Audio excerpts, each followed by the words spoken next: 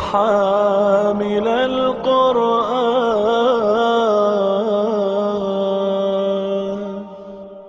اعوذ باللہ من الشیطان الرجیم. بسم اللہ الرحمن الرحیم. ان الذين اتخذوا العجل سينالهم غضب من ربهم وذلة في الحياة الدنيا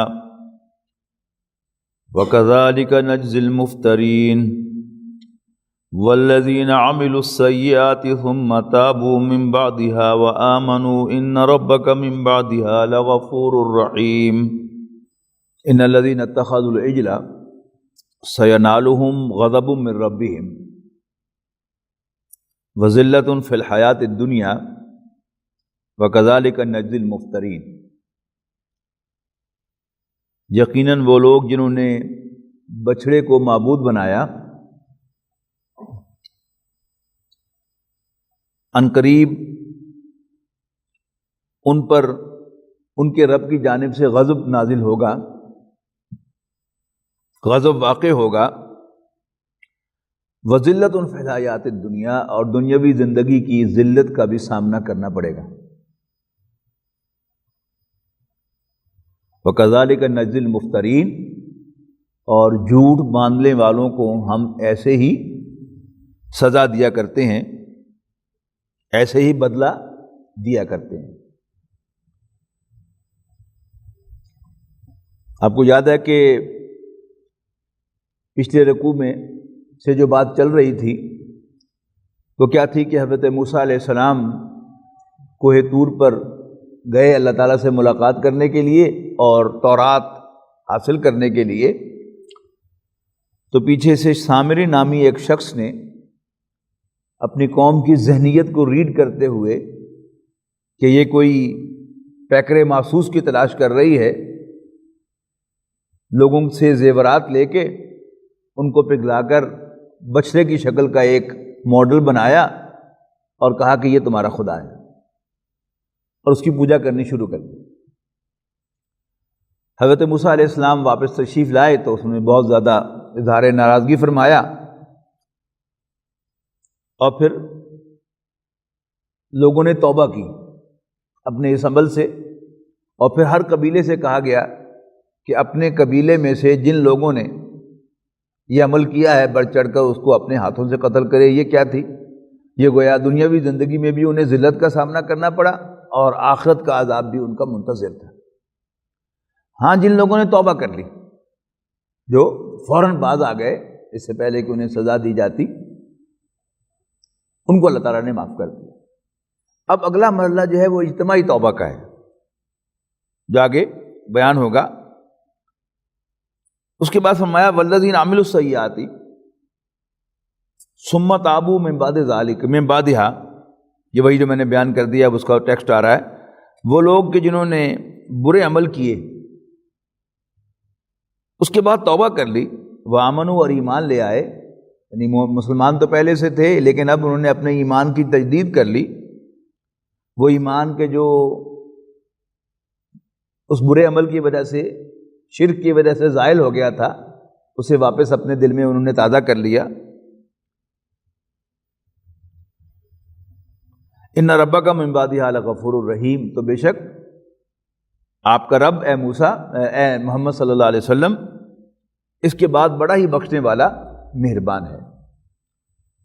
یعنی ہم کوئی نیک عمل کرتے ہیں تو اللہ تعالیٰ کا کچھ بناتے نہیں، اور ہم اللہ تعالیٰ کی نافرمانی کرتے ہیں تو اللہ تعالیٰ کا کچھ بگاڑتے نہیں. اللہ تعالیٰ نے انسانوں کو اپنی بندگی کے لیے پیدا کیا ہے کہ وہ اللہ تعالیٰ کو اپنا رب مان لیں اور ہر چیز جو ہے اس کے ساتھ متعلق کر لیں. اللہ تعالیٰ کی بندگی کے تقاضوں میں سے ایک تقاضا کیا ہے کہ اگر تم سے کوئی غلطی ہو جائے تو اللہ تعالیٰ کے حضور توبہ کر لو، اللہ تعالیٰ معاف فرما دے گا. اب اسی کا یہاں پر اظہار ہے کہ وہ لوگ جنہوں نے برے عمل کیے اور اس کے بعد توبہ کر لی اور اپنے ایمان کی تجدید کر لی، تو یقیناً آپ کا رب اس کے بعد بہت ہی بخشنے والا مہربان ہے. قرآن مجید میں توبہ کی یہ شرائط جو ہیں یہ کئی جگہوں پر بیان ہوئی ہیں. توبہ کی شرائط کیا ہے؟ سب سے پہلے تو خود توبہ، یعنی انسان کو اپنی حرکت پر شرمندگی کہ میں نے یہ غلط کام کیا ہے، I am sorry for that. دوسرا، اگر کافر ہے تو ایمان لے آئے، دائرہ اسلام میں داخل ہو جائے، اور اگر پہلے سے مومن ہے تو جو ایمان زائل ہوا ہے اس کو تازہ کر لے، یعنی پھر اعتراف کرے کہ اللہ میں تجھے اپنا رب مانتا ہوں، مجھ سے غلطی ہوئی، اور میں حضرت محمد صلی اللہ علیہ وسلم کو اللہ کا رسول مانتا ہوں، لیکن میں نے سرکشی کی وجہ سے یا غلطی کی وجہ سے ان کے حکم سے سرتابی کی ہے، یعنی اپنے ایمان کی تجدید۔ اور پھر توبہ کی شرط لازم یہ ہے کہ انسان ایک دفعہ برائی کو بالفعل ضرور چھوڑے،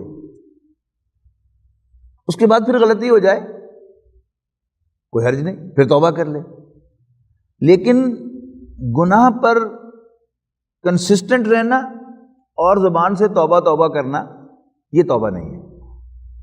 یعنی ایک دفعہ اپنا ہاتھ روکے، ایک دفعہ اپنا قدم جو ہے وہ برائی کی طرف جانے سے روکے، اور اللہ تعالیٰ سے دعا کرے کہ اللہ مجھے اس پر استقامت دے۔ اس سے پریشان نہ ہو کہ اس نے ایک مہینہ پہلے بھی توبہ کی تھی لیکن اب پھر اس سے یہ عمل سرزد ہو گیا ہے، اس نے پہلے بھی یہ اٹیمپٹ کی تھی لیکن وہ اس میں کامیاب نہیں ہوا۔ اگر انسان اللہ تعالیٰ کی رحمت سے مایوس ہو جاتا ہے تو پھر انسان میں سرکشی پیدا ہوتی ہے، یعنی اس کے بعض ذرا لائٹ سے ایکسپریشنز ہیں، چلو ستیہ ناز ہو ہی گیا ہے، سوا ستیہ ناز صحیح، یعنی انسان یہ محسوس کرنے لگتا ہے کہ اب میرے اندر اصلاح کی کوئی گنجائش نہیں ہے، اب برائی کے ردے پہ ردے چڑھاتے چلے جاؤ، جو ہوگا دیکھا جائے گا۔ یہ مطلوب عمل نہیں ہے۔ یعنی توبہ کے بارے میں یہ بات جو ہے وہ یاد رکھنی چاہیے کہ ہم عام انسان ادر دین پروفٹس، یعنی نبیوں کا معاملہ جدا ہے، عام انسان ہم ایبسولیوٹلی صحیح کبھی نہیں ہو سکتے، ہمیں خامیاں، کوتاہیاں، برائیاں رہنی ہیں۔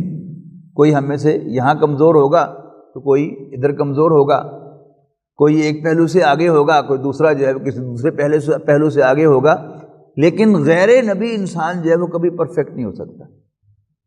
لہذا یہ دو چیزیں جو ہے اگر آپ پیرلل چلائیں، اگر ہم پیرلل چلائیں تو پھر یہ دین کے لیے بہت مفید ہیں، خود ہمارے دنیا اور آخرت کے لیے بہت مفید ہیں کہ ایک تو ہم مسلسل اللہ تعالیٰ سے پناہ طلب کرتے رہیں شیطان مردود سے۔ وہ جو خطبے کے اندر الفاظ آتے ہیں نبی اکرم صلی اللہ علیہ وسلم کے خطبے میں کہ وَنَعُوذُ بِاللَّهِ مِن شُرُورِ أَنفُسِنَا وَمِن سَيِّئَاتِ أَعْمَالِنَا، اور ہم اللہ تعالیٰ کی پناہ میں آتے ہیں اپنی نفس کی شرارتوں سے اور اعمال کی برائیوں سے۔ تو اللہ تعالیٰ سے پناہ طلب کرتے رہے، اور جب کوئی برائی سرزد ہو جائے، جب کوئی گناہ سرزد ہو جائے تو فوراً ایز سون ایز پاسبل اللہ تعالیٰ کے حضور توبہ کی جائے، اللہ تعالیٰ سے معافی مانگی جائے۔ تو یہ طرز عمل جو ہے مستقلاً مطلوب ہے، یعنی برائی ہونے کے بعد انسان اللہ تعالیٰ کا در چھوڑ کر کسی اور دروازے پر نہ جائے، اللہ تعالیٰ اسے معافی مانگے، اور وہ بڑا بخشنے والا مہربان ہے۔ سورۃ فرقان میں یہ مضمون اپنے کلائمیکس پر آیا ہے، اس کی پوری وضاحت وہاں پر موجود ہے سورۃ فرقان کے آخری رکوع میں، کہ جو بڑے بڑے 3 میجر آفینسز ہیں ان کا ذکر کیا کہ والذین لا یدعون مع اللہ الہا آخر، اور وہ اللہ تعالیٰ کے سوا کسی اور الہ کو نہیں پکارتے، یعنی شرک نہیں کرتے۔ ولا یقتلون النفس التی حرم اللہ الا بالحق، اور نہ ہی کسی شخص کو ناحق قتل کرتے ہیں۔ ولا یزنون، اور نہ ہی وہ زنا کرتے ہیں، بدکاری کرتے ہیں۔ ومن یفعل ذلک یلقی اثاما، جو کوئی بھی یہ حرکتیں کرے گا وہ اس کے گناہ کو لازماً پائے گا، یعنی اس کا وبال جو ہے وہ اس پر آئے گا، گناہ کے اثرات اس پر آئیں گے، دنیاوی بھی اخروی بھی۔ وَيَخْلُدْ فِيهِ مُهَانًا، اور وہ اس سزا میں ہمیشہ ہمیشہ رہے گا، یعنی اشارہ ہے جہنم کی طرف۔ إِلَّا مَنْ تَابَ وَآمَنَ وَعَمِلَ عَمَلًا صَالِحًا، سوائے ان کے کہ جو توبہ کریں، ایمان لائیں اور نیک عمل کو اختیار کریں۔ فَأُولَٰئِكَ يُبَدِّلُ اللَّهُ سَيِّئَاتِهِمْ حَسَنَاتٍ، یہ وہ لوگ ہیں، یہ وہ خوش نصیب ہیں کہ جن کی برائیوں کو بھی اللہ تعالیٰ نیکیوں سے بدل دے گا۔ میں نے جان بوجھ کر لفظ خوش نصیب یہاں پر استعمال کیا ہے کہ خوش نصیب وہ نہیں ہے جو کبھی برائی کرتا ہی نہیں، اس لیے کہ وہ تو ایک ہائپوتھیٹیکل چیز ہے جس کا اس زمین پر کوئی وجود نہیں ہے۔ As long as we are not prophets, ہم نبی نہیں ہیں، عام انسان ہیں، تو ہم میں برائیاں رہنی ہیں، ہم سے خطائیں ہونی ہیں، ہم سے اللہ تعالیٰ کی نافرمانیاں ہوتی رہنی ہیں، لیکن الا من تاب و آمن و عمل عملا صالحا، سوائے ان کے جو توبہ کریں، ایمان لائیں اور اچھے عمل کو اختیار کریں، فاولئک یبدل اللہ سیئاتہم حسنات، یہ وہ لوگ ہیں جن کی برائیوں کو بھی اللہ تعالیٰ نیکیوں سے بدل دے گا۔ وکان اللہ غفورا رحیما، اور اللہ تعالیٰ تو ہے ہی بخشنے والا مہربان۔ سورہ طٰہٰ میں یہی بات جو ہے وہ یوں فرمائی گئی کہ انی لغفار، یقیناً میں بڑا بخشنے والا ہوں، لیکن کس کے لیے؟ لمن تاب و آمن و عمل عملا صالحا ثم اہتدی، جو توبہ کرے، ایمان لائے، نیک عمل کو اختیار کرے، اور پھر ثم اہتدی، ہدایت کا راستہ اختیار کرے۔ اور جیسا کہ میں نے عرض کیا، اس کے بعد پھر انسان سے غلطی ہو جائے تو پھر اس کی دوبارہ توبہ کی جا سکتی ہے، لیکن توبہ کرتے ہوئے یہ نیت نہیں ہونی چاہیے کہ چلو آج توبہ کر کے کل پھر کریں، یہ ہے تو یہ توبہ کی نفی ہے۔ یعنی جب انسان توبہ کر رہا ہے تو اس وقت اس کا ایک ریزولوٹ ارادہ ہو، پکا ارادہ ہو کہ میں آئندہ نہیں کروں گا، اور بالفعل وہ ایک دفعہ اس راستے کو چھوڑ کر اس راستے کی طرف مڑے، یہ اس کی توبہ کی شرط لازم ہے۔ تو یہاں بھی وہی بات فرمائی گئی کہ والذین عملوا السیئات ثم تابوا من بعدها وآمنوا، یقیناً وہ لوگ کہ وہ لوگ جو برائیاں کرتے ہیں پھر وہ توبہ کرتے ہیں اس کے بعد اور ایمان لاتے ہیں، ان ربک من بعدها لغفور رحیم، بے شک آپ کا رب اس کے بعد بہت بخشنے والا مہربان ہے۔ اور سورہ فرقان میں اگلی آیت میں فرمایا گیا وَمَن تَابَ وَعَمِلَ صَالِحًا فَإِنَّهُ يَتُوبُ إِلَى اللَّهِ مَتَابًا، تو جو کوئی بھی توبہ کرتا ہے اور ایمان لاتا ہے اور اچھے عمل کرتا ہے، یہ وہ لوگ ہیں کہ جو واقعتاً اللہ کے حضور توبہ کرتے ہیں، اللہ تعالیٰ ہمیں ان میں شامل فرمائے۔ وَلَمَّا سَكَتَ عَن مُوسَى الْغَضَبُ أَخَذَ الْأَلْوَاحَ، اب جب موسیٰ علیہ السلام کوہ طور سے واپس تشریف لائے تھے تورات کی تختیاں لے کر، آگے انہوں نے دیکھا کہ وہ بشرے کی پوجا ہو رہی ہے، ایک دفعہ انہوں نے تختیاں ایک طرف رکھ دی تھی کہ پہلے ذرا میں یہ معاملہ سیدھا کر لوں۔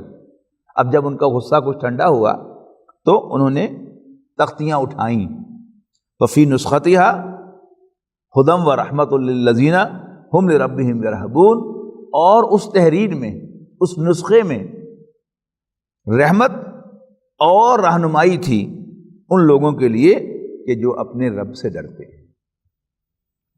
یعنی رہنمائی کس کے لیے؟ یعنی اللہ تعالیٰ کا کلام، اللہ تعالیٰ کی وحی لوگوں کی رہنمائی کے لیے آتی ہے، تمام انسانوں کی رہنمائی کے لیے آتی ہے۔ تورات بنی اسرائیل پر نازل ہوئی، بنی اسرائیل کی رہنمائی کے لیے تھی، قرآن مجید پوری نوع انسانی کے لیے نازل ہوا تو پوری نوع انسانی کے لیے اس میں رہنمائی ہے۔ لیکن اس سے بالفعل رہنمائی تورات سے بھی اور قرآن مجید میں سے کون پائے گا؟ جو اللہ سے ڈرتا ہے۔ ویری سمپل، کہ جو پاکستان کی حکومت کی رٹ کو تسلیم کرتا ہے وہ احکام کی کمپلائنس کرے گا، اور جو رٹ کو تسلیم نہیں کرے گا وہ بغاوت کرے گا۔ جو اللہ تعالیٰ کو اپنا رب مان کر اس سے ڈرے گا وہ خود چاہے گا کہ میرے رب کی انسٹرکشن کیا ہے تاکہ میں اس کے مطابق چلوں، مجھ سے کوئی وائلیشن نہ ہو جائے۔ یہ بات جو یہاں تورات کے لیے کہی جا رہی ہے بالکل پہلے پارے کے آغاز میں قرآن مجید کے لیے کہی گئی، ذالک الکتاب لا ریب فیہ ھدی للمتقین، کہ بلا شبہ یہ وہی کتاب ہے، اس میں کوئی شک نہیں ہے، ھدی للمتقین، جو متقیوں کے لیے ہدایت ہے، اللہ سے ڈرنے والوں کے لیے ہدایت ہے۔ یہاں بھی فرمایا للذین ہم لربہم یرہبون، ان لوگوں کے لیے جو اپنے رب سے ڈرتے ہیں۔ وَاخْتَارَ موسیٰ قَوْمَهُ 70 رَجُلًا لِمِيقَاتِنَا۔ تب کیا ہوا کہ جب موسیٰ علیہ السلام تشریف لائے تو ان کی قوم جو تھی وہ 2 گروہوں میں تقسیم ہوئی. کچھ وہ کہ جنہوں نے بچڑے کی پوجا کی اور کچھ وہ تھے جنہوں نے پوجا نہیں کی تھی. پوجا کرنے والے پھر 2 حصوں میں تقسیم ہو گئے. جنہوں نے توبہ کر لی فوراً حضرت موسیٰ علیہ السلام کے پوائنٹ آؤٹ کرنے پر انہیں توبہ کر لی، ان کے لیے تو بخشش آ گئی. اور دوسرے جو ہیں ان کے لیے دنیا میں بھی ذلت اور آخرت میں بھی ذلت اور رسوائی اور عذاب. اب اگلا مرحلہ اجتماعی توبہ کا. حضرت موسیٰ علیہ السلام نے اس مقصد کے لیے اپنی قوم کے ریپرزینٹیٹیوز لیے. وَاخْتَارَ مُوسَىٰ قَوْمَهُ 70 رَجُلًا لِمِيقَاتِنَا. تو اپنی قوم کے ہر قبیلے میں سے حضرت موسیٰ علیہ السلام نے سرکردہ افراد کو لیا ہمارے ساتھ ملاقات کے لیے، ہمارے پاس کوہ طور پہ حاضری کے لیے. فلما اخذتهم الرجفۃ، پھر جب انہیں زلزلے نے آن پکڑا. یہ زلزلہ کیا تھا کہ یا تو کوہ طور کے اوپر پہنچ کر یا راستے ہی میں ایک زوردار زلزلہ آیا. اور آپ کو معلوم ہے کہ زلزلہ جب بھی آتا ہے تو انسان کو ایک دفعہ جو ہے اپنی جان پہ پڑ جاتی ہے، اور ہر شخص جو ہے بڑے دل سے کلمہ پڑھ رہا ہوتا ہے اور اللہ تعالیٰ سے معافی مانگ رہا ہوتا ہے. نظر آتا نا کہ میں جس جگہ کھڑا ہوں یہ تو خود ہی ہل گئی. یعنی ایک آدمی سیڑھی پہ چڑھا ہوا ہو اور سیڑھی ایک دم جو ہے وہ تھوڑی سی ڈول جائے تو ایک دفعہ تو جان پہ بن جاتی ہے انسان کے. اب وہاں جب وہ ایک شدید زلزلہ آیا اور ایسا معلوم ہوا کہ بس گئے، تو حضرت موسیٰ علیہ السلام نے اس موقع پر یہ دعا کی. فلما اخذتهم الرجفۃ، تو پھر جب انہیں ایک زلزلے نے آن پکڑا. قال، موسیٰ علیہ السلام نے عرض کی، ربی لو شئت اہلکتہم، ربا اگر تو چاہے تو ان سب کو ہلاک کر دے. من قبل، پہلے ہی، وَإِيَّايَ، اور ایون مجھے بھی. ہے نا سورہ فاتحہ میں ایاک نعبد وایاک نستعین، ہم تیری ہی، اور یہاں بھی کیا ہوگا وایایا، اور مجھے بھی. اگر تو چاہے تو ان سب کو بھی ہلاک کر دے ہمارے تو کوہ طور پر پہنچنے سے پہلے ہی، اور ایون مجھے بھی ہلاک کر دے. یعنی ہمارے لیے انبیاء کرام کی حیثیت یوں ہے کہ ہم زمین پر کھڑے ہیں تو وہ آسمان پر بیٹھے ہیں. لیکن اللہ تعالیٰ کی نظر میں کیا ہے؟ اللہ تعالیٰ کے بندے ہیں.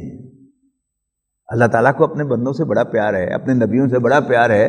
لیکن ایک نبی جب اللہ تعالیٰ سے مخاطب ہوتا ہے تو وہ کوئی اپنا اسپیشل ٹریٹمنٹ نہیں مانگتا، وہ اپنے آپ کو کوئی اسپیشل مخلوق نہیں سمجھتا. وہ عاجزی کے ساتھ بالکل ایسے ہی کرتا ہے کہ اللہ جب تو چاہے مجھے ہلاک کر دے، میں تیرا بندہ ہوں. تو حضرت موسیٰ علیہ السلام نے اپنے آپ کو کوئی علیحدہ نہیں رکھا. پہلے کہا کہ اگر تو ان سب کو ہلاک کر دے پہلے ہی، اور ایمن مجھے بھی، تو تیرا کوئی کچھ نہیں بگاڑ سکتا. لیکن اگلی بات فرمائی، اتہلکنا بما فعل السفہاء منا، لیکن اے اللہ کیا تو ہمیں ہلاک کرے گا اس حرکت کی وجہ سے جو ہم میں سے کچھ بے وقوفوں نے کی تھی. بنی اسرائیل کی بھی سب کے سب لوگ بچڑے کی پوجا میں انوالو نہیں ہوئے، لیکن اب یہ زلزلہ آیا تو حضرت موسیٰ علیہ السلام نے ازیوم کیا کہ بس اللہ تعالیٰ ہمیں ہلاک کر رہا ہے. تو پہلے تو کہا کہ ٹھیک ہے تیرا اختیار ہے، تو جو مرضی کرے تو ہلاک کر سکتا ہے مجھے بھی ان سب کو بھی. لیکن ایک کنسیڈریشن، ایک ریکویسٹ، کیا تو ہمیں ہلاک کرے گا ان لوگوں کی حرکت کی وجہ سے جو ہم میں سے کچھ بے وقوفوں نے کی تھی. ان ہی الا فتنتک، یقیناً یہ تو تیری جانب سے ایک آزمائش تھی. تو تضل بہا من تشاء، اور تو اس آزمائش کے نتیجے میں جسے چاہے گمراہ کرے، وتہدی من تشاء، اور جسے چاہے راستہ دکھائے، ہدایت سے نوازے. انت ولینا، تو ہمارا دوست ہے، تو ہمارا پشت پناہ ہے. فاغفر لنا وارحمنا، پس تو ہمیں بخش دے اور ہم پر رحم فرما. وانت خیر الغافرین، اور تو بہترین بخشنے والا ہے. یہ بڑی اہم بات ہے. یعنی یہی بات جو ہے وہ مسنون دعا کے اندر بھی آئی ہے جو ہم نماز میں بھی پڑھتے ہیں تحیات کے بعد، ربی انی ظلمت نفسی ظلما کثیرا، ربا میں نے اپنے اوپر ظلم ڈھایا بے انتہا، بہت زیادہ، لا یغفر الذنوب الا انت، لیکن تیرے سوا کوئی گناہوں کو نہیں بخشتا۔ یہ کیا ہے؟ یعنی ہم ایک دوسرے کو معاف بھی کر دیتے ہیں تو وہ نہ معاف کرنے جیسا ہوتا ہے۔ آپ نے مجھ پر کوئی زیادتی کی تو میں حاتم تائی کی کپڑ پر لات مارتے ہوئے آپ سے کہہ دوں گا جاؤ آپ کو معاف کیا، لیکن میرے دل میں ایک چور ہوگا کہ اللہ کرے تانوں بھی کوئی اس طرح ہی کرے تو تانوں لگے پتا کہ تسی میں نہ کی تھی۔ تو یہ انفیکٹ معاف کرنا تو نہیں ہے، یعنی میں تیرے کو بدلہ نہیں لینا، اللہ تیرے کو بدلہ لے لے، یہ معاف کرنا نہیں ہے۔ کیوں؟ اس لیے کہ جب آپ مجھ پر زیادتی کریں گے تو میرا کوئی نقصان ہوگا، وہ مالی نقصان بھی ہو سکتا ہے، وہ جانی نقصان بھی ہو سکتا ہے، وہ میری بے عزتی کا داغ بھی ہو سکتا ہے، جو جس کا زخم میرے دل پر لگا ہے۔ بظاہر کچھ بھی نہیں کیا آپ نے مجھے، لیکن آپ نے میرا دل دکھایا ہے، میرا دل زخمی ہوا ہے۔ ہم اللہ تعالیٰ کی جتنی مرضی نافرمانی کر لیں، نہ اللہ تعالیٰ کا دل دکھا سکتے ہیں، نہ اللہ تعالیٰ کو پریشان کر سکتے ہیں، نہ اللہ تعالیٰ کا کوئی نقصان کر سکتے ہیں، نہ اس کو کوئی زخم لگا سکتے ہیں۔ لہذا جب اللہ تعالیٰ معاف کرتا ہے تو وہ واقعتاً معاف کر دیتا ہے، اور برائی کا کوئی ریزیڈیول ایفیکٹ بھی باقی نہیں رہتا۔ بلکہ ابھی جو میں نے آپ کو آیت سنائی سورۃ الفرقان کے آخری رکوع کی، اس میں تو حد ہو گئی نا، فَأُولَٰئِکَ يُبَدِّلُ اللَّهُ سَیِّئَاتِهِمْ حَسَنَاتٍ، ایسے لوگوں کی برائیوں کو بھی اللہ تعالیٰ نیکیوں سے بدل دے گا۔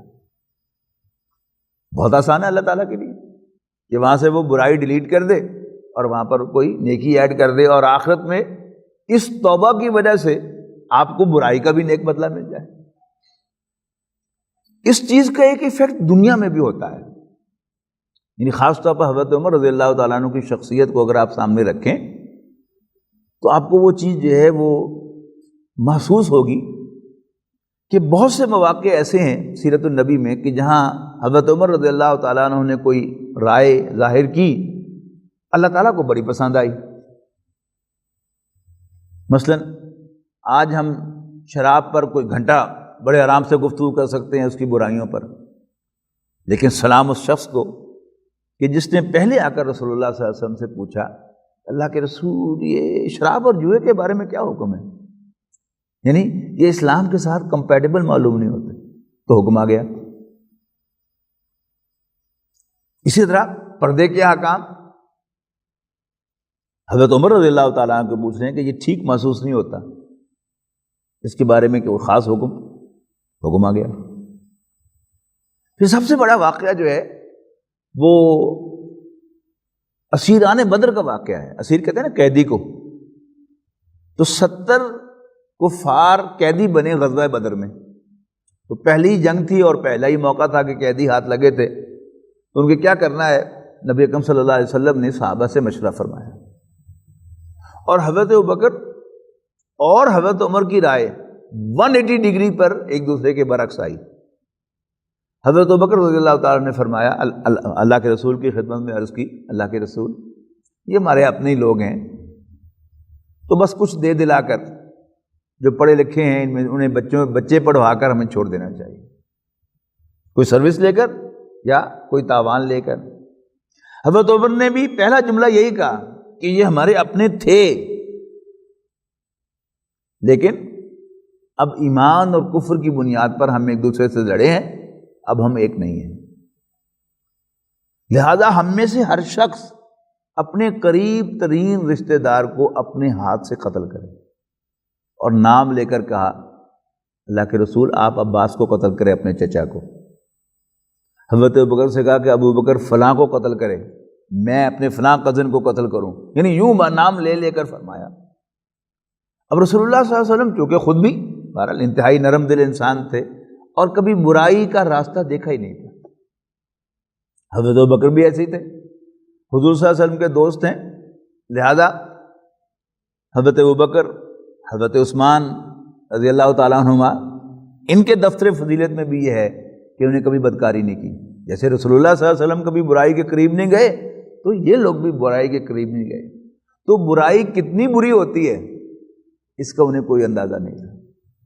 جبکہ اس کے مقابلے میں حضرت عمر رضی اللہ تعالیٰ عنہ کا جو ماضی تھا وہ اسلام کی مخالفت میں بھی بڑا ایویڈنٹ تھا. یعنی اس شخص کے بارے میں آپ کیا کامنٹ کریں گے کہ جو اپنے معاشرے کے شریف ترین اعلیٰ ترین شخص کو قتل کرنے کے لیے گھر سے نکل آئے.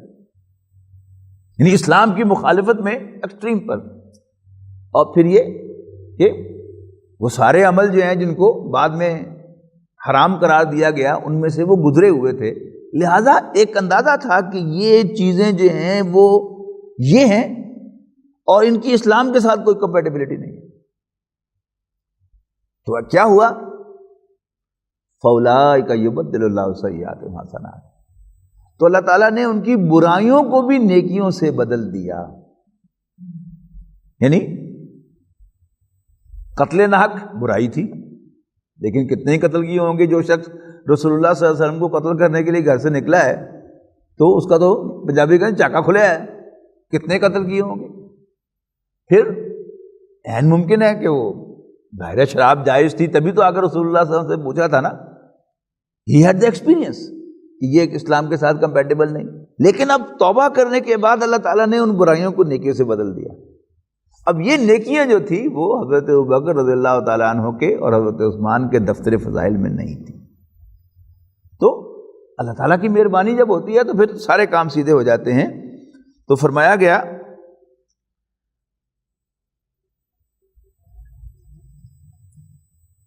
انت ولینا، تو ہمارا سرپرست ہے، پشت پناہ ہے. فاغفر لنا، بس ہمیں بخش دے. واغفر ورحمنا، اور ہم پر رحم فرما. وانت خیر الغافرین، اور تو سب سے اچھا بخشنے والا ہے. واکتب لنا فی ہذہ الدنیا حسنہ، اور اے ہمارے رب دنیا میں بھی ہمارے لیے بھلائی لکھ دے. حسنہ نیکی کو کہتے ہیں اور اس کی جمع حسنات ہے عربی زبان میں. نوٹ کیجئے، واکتب لنا فی ہذہ الدنیا حسنہ، ہمارے لیے اس دنیا میں بھی بھلائی لکھ دے، نیکی لکھ دے. وفی الآخرت، اور آخرت میں بھی بھلائی لکھ دے. دنیا کی حسنہ نیک اعمال ہے اور آخرت کی حسنہ جنت ہے. عام طور پر یعنی ایسی ہی ایک دعا ہے کہ جو مسلمانوں کو بھی تلقین کی گئی ہے سورہ بقرہ میں حج کے ذکر کے اندر، کہ حج کے اندر جو دعائیں ہیں کچھ لوگ وہ ہیں کہ جو دعا کرتے ہیں ربنا آتنا فی الدنیا، وہ حسنہ کا لفظ نہیں ہے کہ ہمیں دنیا ہی میں عطا کر دے، اور فرمایا کہ آخرت میں ان کا کوئی حصہ نہیں ہے. جو ریکمینڈڈ دعا ہے وہ کیا ہے؟ ربنا آتنا فی الدنیا حسنہ، اے ہمارے رب ہمیں دنیا میں حسنہ عطا فرما. لیکن دنیا کا جو ہمارے ذہنوں پر غلبہ ہو گیا ہے اس کی بنیاد پر ہم نے اس کا ترجمہ یا مفہوم یہ سمجھ لیا ہے کہ ہمیں دنیا میں دنیا کا مال عطا فرما اور آخرت میں جنت عطا فرما. حالانکہ حسنہ جو ہے اس کی جمع حسنات ہے، تو یہ نیکی کے لیے آتا ہے عربی زبان میں لفظ. قرآن مجید میں بھی اس کی بے شمار مثالیں موجود ہیں. انا ہدنا الیک، ہم تیری طرف رخ کرتے ہیں، ہم تیری طرف رہنمائی پاتے ہیں، ہم تیری طرف رجوع کرتے ہیں. قال، اللہ تعالیٰ نے جواب میں فرمایا، عذابی اصیب بہ من اشاء، میں اپنے عذاب میں مبتلا کروں گا جس کو چاہوں گا.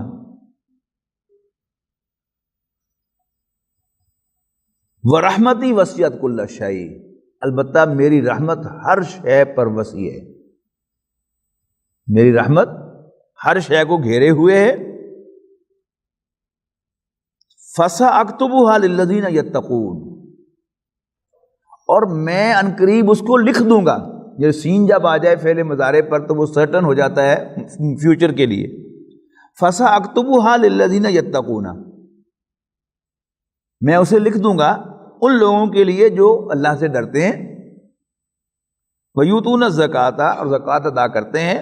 وَالَّذِينَ هُمْ بِآيَاتِنَا يُؤْمِنُونَ، اور وہ جو ہماری آیات پر ایمان لائیں گے. آگے اس کی وضاحت آئی کہ یہ کون لوگ ہیں؟ الذین یتبعون الرسول النبی الامی، یعنی یہ بات کب ہو رہی ہے؟ حضرت موسیٰ علیہ السلام کی حیات طیبہ میں کوہ طور پر پہنچنے سے پہلے حضرت موسیٰ علیہ السلام کی دعا کی رسپانس میں یہ بات آ رہی ہے کہ حضرت موسیٰ علیہ السلام نے اپنی قوم کے لیے توبہ کی، معافی کی درخواست کی اور فرمایا کہ تو بہترین بخشنے والا ہے، اور اس کے بعد اللہ تعالیٰ نے توبہ قبول کر لی، رحمت نازل فرمائی اور کہا کہ میں جسے چاہوں گا عذاب سے دوچار کروں گا، لیکن میری رحمت بہت وسیع ہے، ہر شے پر چھائی ہوئی ہے، بس میں اپنی اس رحمت کو لکھ دوں گا۔ فَسَأَكْتُبُهَا، یہ ہا کی ضمیر رحمت کی طرف جا رہی ہے، لِلَّذِينَ يَتَّقُونَ، ان لوگوں کے لیے جو اللہ سے ڈرتے ہیں، زکوٰۃ ادا کرتے ہیں اور ہماری آیات پر ایمان رکھتے ہیں۔ اور وہ کون لوگ ہیں؟ وہ ہے رسول اللہ صلی اللہ علیہ وسلم کے ماننے والے اور ان کا اتباع کرنے والے۔ الذین یتبعون الرسول النبی الامی، یعنی عام طور پر ہمارے ہاں یہ جو ہے یہ جلسوں وغیرہ میں یہ بات جو ہے وہ کہی جاتی ہے کہ حضرت آدم علیہ السلام کو جو نام سکھائے گئے تھے ان میں حضور صلی اللہ علیہ وسلم کا نام تھا، وہ وہی ٹسٹ تھا، اور موسیٰ علیہ السلام سے بھی اللہ تعالیٰ نے کہہ دیا تھا۔ تو آپ کے ذہنوں میں آتا ہوگا شاید کہ یہ شاید میری بس کہانیاں، من گڑت کہانیاں ہی ہیں، لیکن ایسی بات نہیں ہے۔ یعنی آدم علیہ السلام کے اسماء کے بارے میں تو اگرچہ قرآن مجید میں وضاحت نہیں ہے کہ وہ اسماء کیا تھے، اور مختلف آ رہا ہے اس کے بارے میں، لیکن یہاں تو واضح طور پر یہاں اس موقع پر سورۃ الاعراف میں یہ بات بیان ہو رہی ہے کہ حضرت موسیٰ علیہ السلام اور ان کے ساتھیوں کو کوہ طور پر بتایا گیا کہ میری ایک خاص رحمت ہے، میں اس کو لکھ دوں گا ان لوگوں کے لیے جو مجھ سے ڈریں گے، زکوٰۃ ادا کریں گے اور میری آیات پر ایمان لائیں گے۔ اب مستقبل میں جو آیات ہیں رسول اللہ صلی اللہ علیہ وسلم کی، ایک تو نا کہ حضرت موسیٰ علیہ السلام کی حیات طیبہ میں اللہ تعالیٰ کی نشانیاں کیا تھیں؟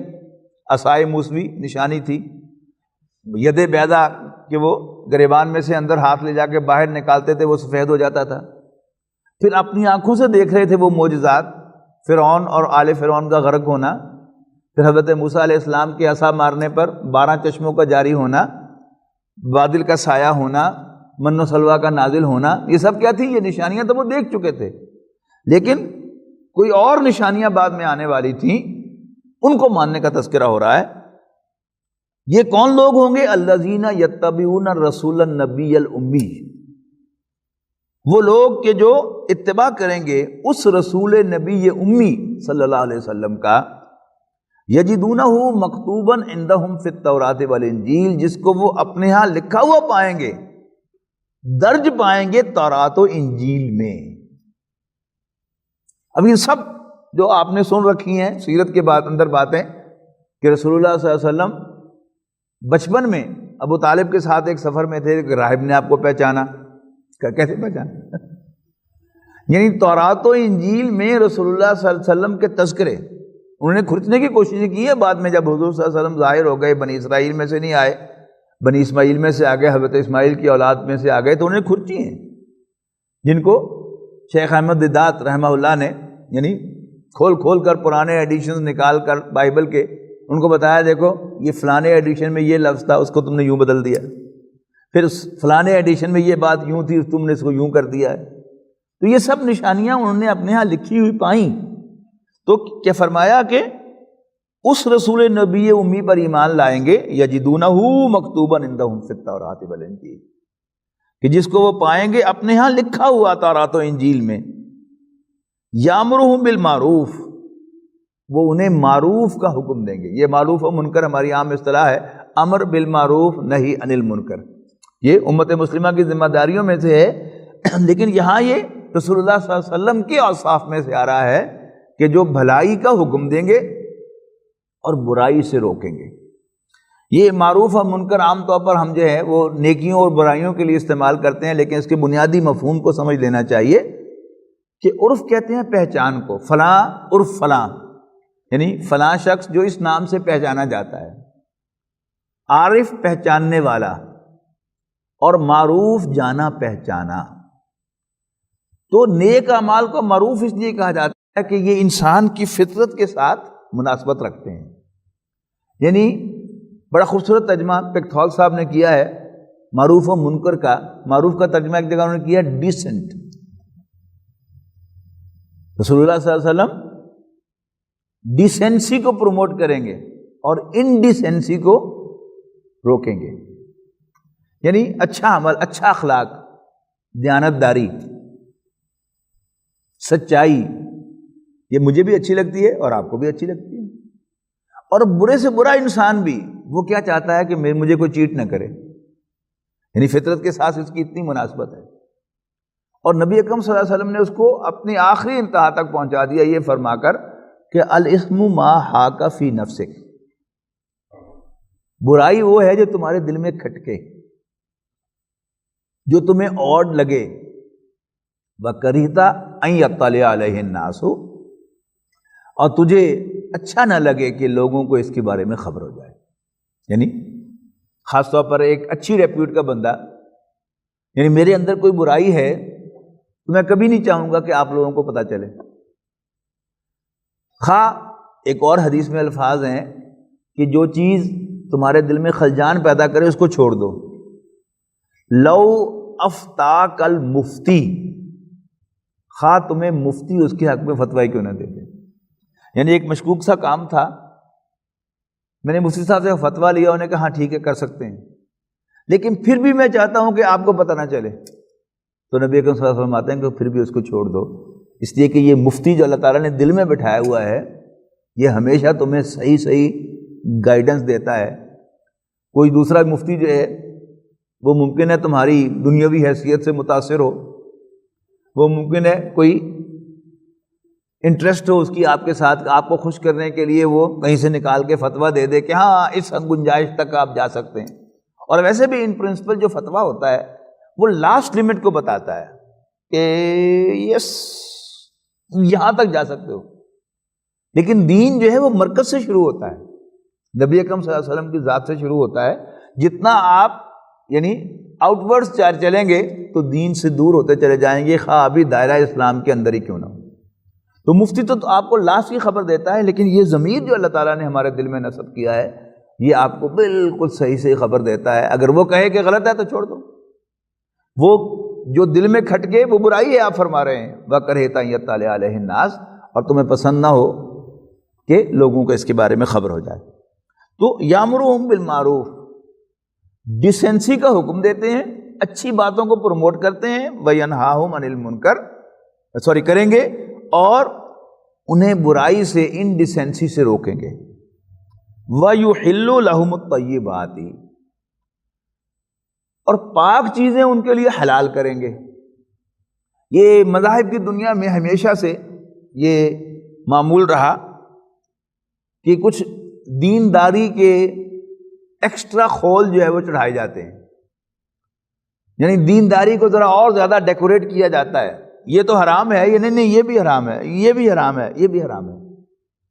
ایسا کرنا ٹھیک نہیں ہے. آپ کو یاد ہوگا جو پرانے لوگ ہیں فیصل آباد کے رہنے والے کہ 60s اور 70s میں فیصل آباد میں آپ کو کچھ گائیں بازاروں کے اندر پھرتی ہوئی نظر آتی تھی. وہ کیا تھا کہ بعض مزاروں کے نام پر وہ چھوڑ دی جاتی تھی اور مشہور یہ کر دیا جاتا تھا کہ جس کو اس نے ہاتھ لگا، جس نے اس کو ہاتھ لگایا اس کا بیڑا غرق ہو جائے گا. لہذا وہ دندناتی ہوئی سڑکوں پر، بازاروں میں، گلیوں میں پھرتی رہتی تھی. یہ تو بعد میں جب FDA بنا ہے تو پھر جا کر آہستہ آہستہ سارے جانور نکالے ہیں تو وہ گائیں بھی ختم ہوئی ہیں، ورنہ وہ فیصل آباد کی ایک بہت بڑی نیوسنس تھی، بہت بڑی پرابلم تھی. تو یہ ساری چیزیں جو ہیں وہ منسوب کی جاتی ہیں دین کے ساتھ کہ گناہ ملے گا اس کا، حالانکہ اس کا کوئی گناہ نہیں ہوتا. بہت سی چیزیں جو ہے ہم نے شامل کر لیں. تو نبی اکرم صلی اللہ علیہ وسلم یحل لہم الطیبات، پاک چیزیں ان کے لیے حلال کریں گے. ویحرم علیہم الخبائث، اور ناپاک چیزیں خبائث ان پر حرام کریں گے. اور یہ آج بھی آپ کو مل جائے گا، یعنی دین میں بعض چیزیں جو جائز ہیں ان کو حرام کر دیا جاتا ہے، یعنی اہل دین کی طرف سے، علماء کی طرف سے، دین کے ٹھیکیداروں کی طرف سے، اور بعض بڑی بڑی حرام چیزیں الاؤ کر دی جاتی ہیں. مثلا سود حرام ہے. اب سود کے بارے میں، اس کی حرمت کے بارے میں کوئی نہیں بولتا. یعنی مسجد و محراب سے اس کے خلاف کوئی آواز نہیں اٹھتی، حالانکہ وہ بالکل وداؤٹ اینی ڈاؤٹ حرام ہے، لیکن بعض دوسری چھوٹی چیزیں جو ہیں جو کراہت کے درجے میں ہیں ان کو حرام کہا جاتا ہے، اور عام پبلک میں یہی امپریشن ہوتا ہے کہ وہ حرام ہے۔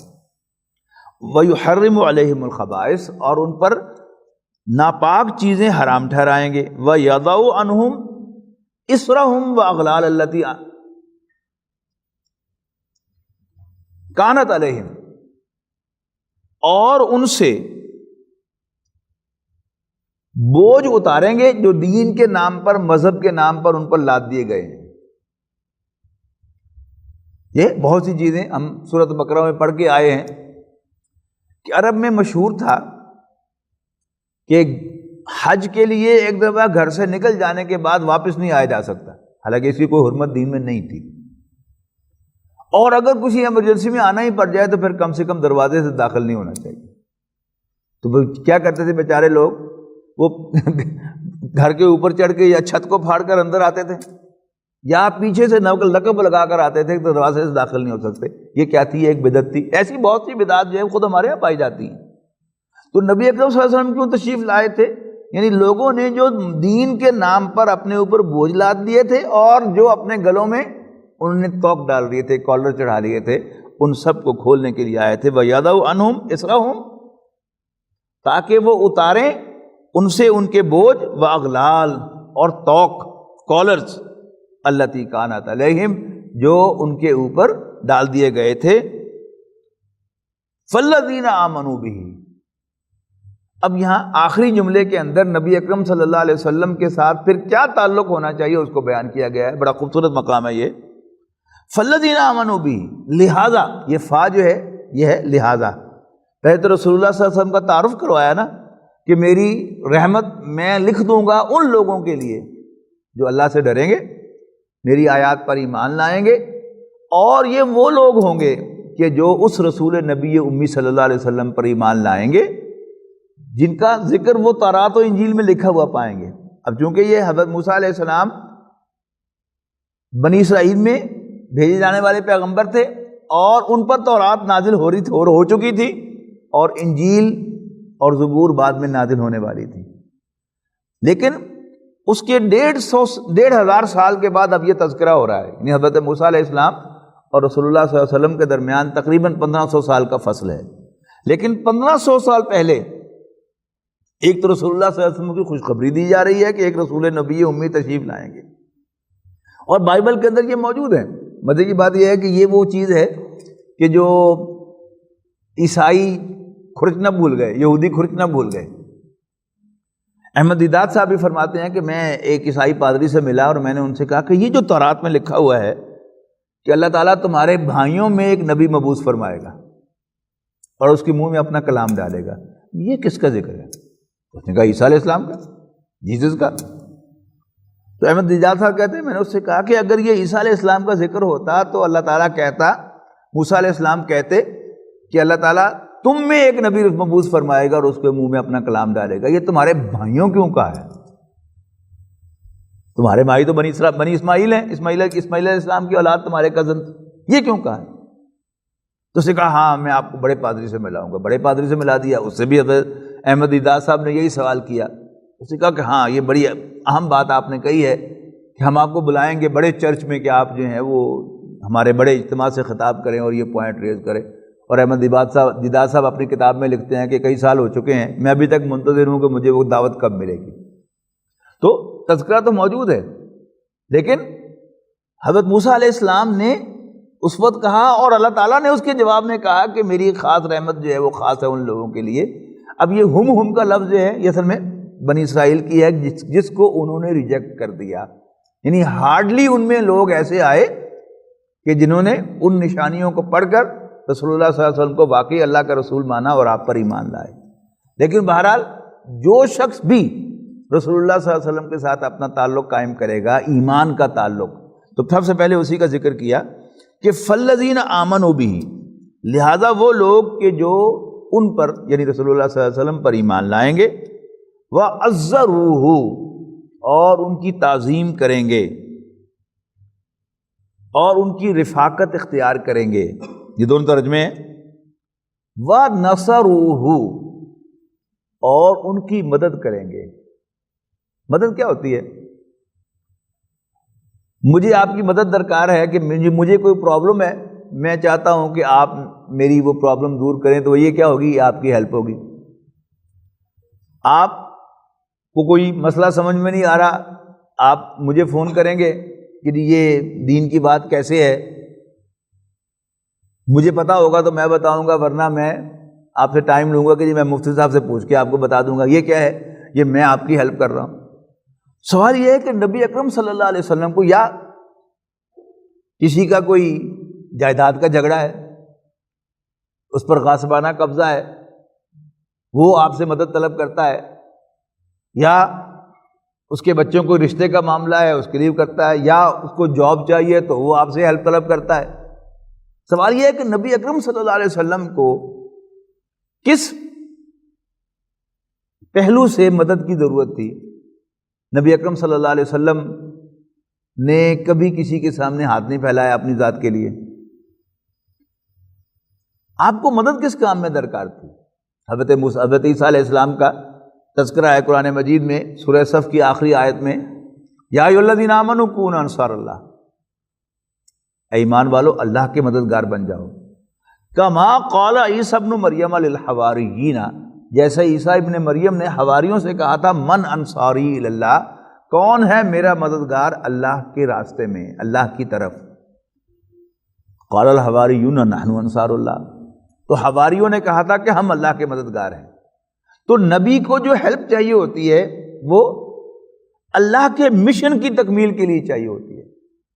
حضرت موسیٰ علیہ السلام کی دوہری نبوت ہے، ایک آپ بھیجے گئے فرعون اور آل فرعون کی طرف، جو اللہ تعالیٰ نے اپنے خاص معجزے سے پورا کرا دیا مشن، فرعون کو غرق کر دیا، اس کی قوم کو بھی غرق کر دیا، اور موسیٰ علیہ السلام اور بنی اسرائیل کو نجات دے دی۔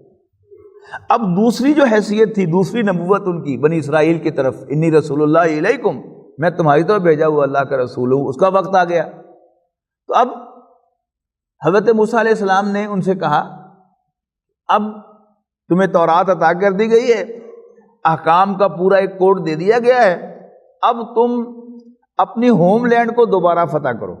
فلسطینی کون تھے؟ بنی اسرائیل کون تھے؟ اسرائیل کے رہنے والے، فلسطین کے رہنے والے۔ یہ تو حضرت یوسف علیہ السلام کے ساتھ وہ مصر چلے گئے تھے نا۔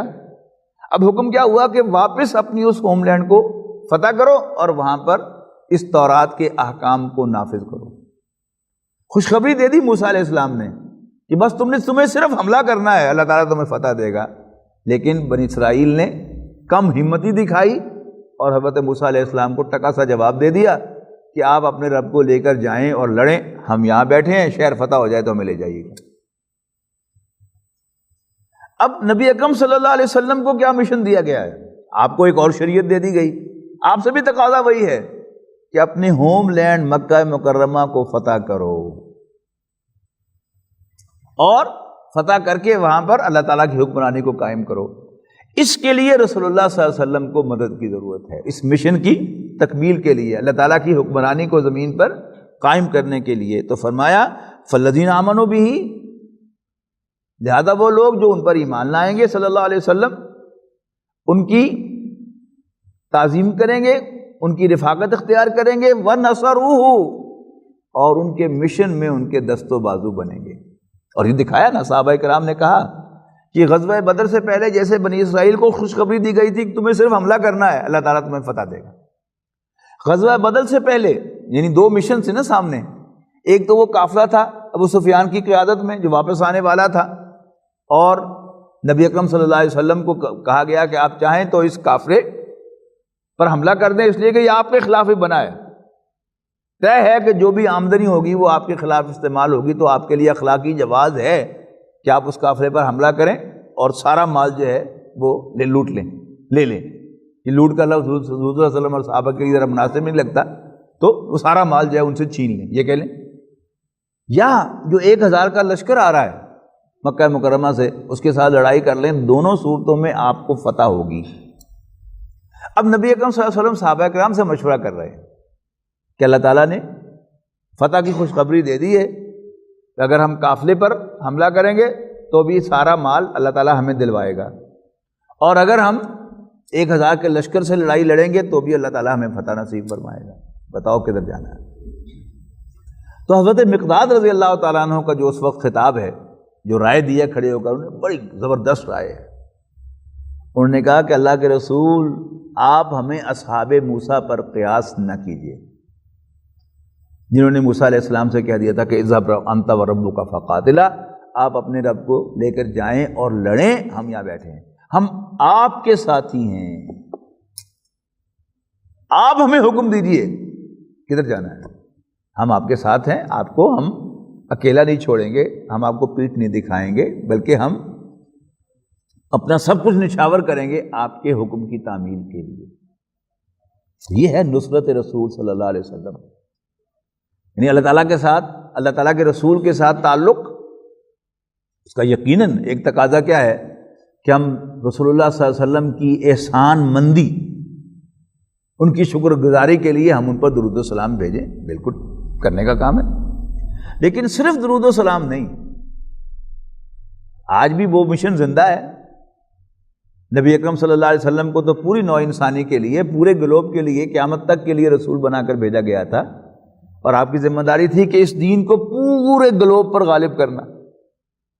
صرف عرب کے اوپر غالب کر کے نبی اکرم صلی اللہ علیہ وسلم اس دنیا سے تشریف لے گئے، صحابہ کرام نے اس مشن کو آگے بڑھایا، لیکن وہ مشن ابھی شرمندہ تعمیل ہے، شرمندہ تکمیل ہے، وہ پورا نہیں ہوا۔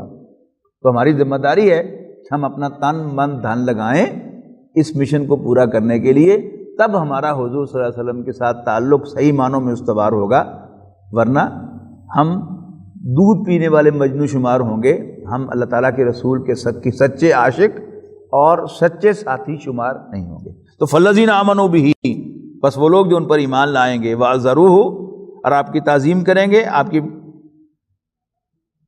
آپ کے ساتھ چلیں گے، ونصروہ، اور آپ کی مدد کریں گے، واتبعوا النور الذی انزل معہ، اور اس نور کی پیروی کریں گے۔ یہ ہے وہ نور جو رسول اللہ صلی اللہ علیہ وسلم کے ساتھ نازل کیا گیا۔ روشنی کا فنکشن کیا ہوتا ہے؟ راستہ دکھانا۔ ابھی اندھیرا ہو جائے گا کسی وجہ سے تو ہمارے لیے دروازے تک پہنچنا ممکن نہیں ہوگا۔ میں یہاں سے جاؤں گا تو کیمروں سے ٹکراؤں گا، یا آپ لوگوں سے ٹکراؤں گا، آپ اٹھیں گے ایک دوسرے سے ٹکرائیں گے، کوئی پلر سے ٹکرائے گا، کوئی جو ہے وہ پچھلی دیوار سے ٹکرائے گا۔ روشنی آئے گی تو راستہ نظر آئے گا۔ تو نبی اکرم صلی اللہ علیہ وسلم کو قرآن مجید دے کر بھیجا گیا۔ حضور صلی اللہ علیہ وسلم خود بھی روشنی کے مینار تھے، راستہ دکھانے والے تھے، اور قرآن مجید اللہ کا کلام، یہ جو اس کے اندر نکھار پیدا کر رہا تھا اس روشنی میں، یہ کیا ہے؟ یہ واضح نور ہے۔ واتبعوا النور الذی انزل معہ، اور پیروی کریں گے اس نور کی جو ان کے ساتھ نازل کیا گیا۔ اولئک ھم المفلحون، یہی وہ لوگ ہوں گے کہ جو فلاح پائیں گے، جو کامیاب ہوں گے۔ نبی اکرم صلی اللہ علیہ وسلم کے ساتھ تعلق کو صحیح طور پہ استوار کرنا، یہ کیا ہے؟ فوز و فلاح کی گارنٹی ہے۔ نبی اکرم صلی اللہ علیہ وسلم پر ایمان لانا، آپ کا دست و بازو بننا، اور آپ کی لائی ہوئی روشنی سے ہدایت پا کر اس راستے پر چلنا، یہ کیا ہے؟ یہ رسول اللہ صلی اللہ علیہ وسلم کے ساتھ وفاداری ہے۔ اللہ تعالیٰ ہم لوگوں میں شامل فرمائے کہ جو نبی اکرم صلی اللہ علیہ وسلم کے ساتھ وفاداری کا ثبوت دیتے ہیں۔ بارک اللہ لی ولکم فی القرآن العظیم ونفعنی وإیاکم بالآیات والذکر الحکیم۔ بہت شکریہ۔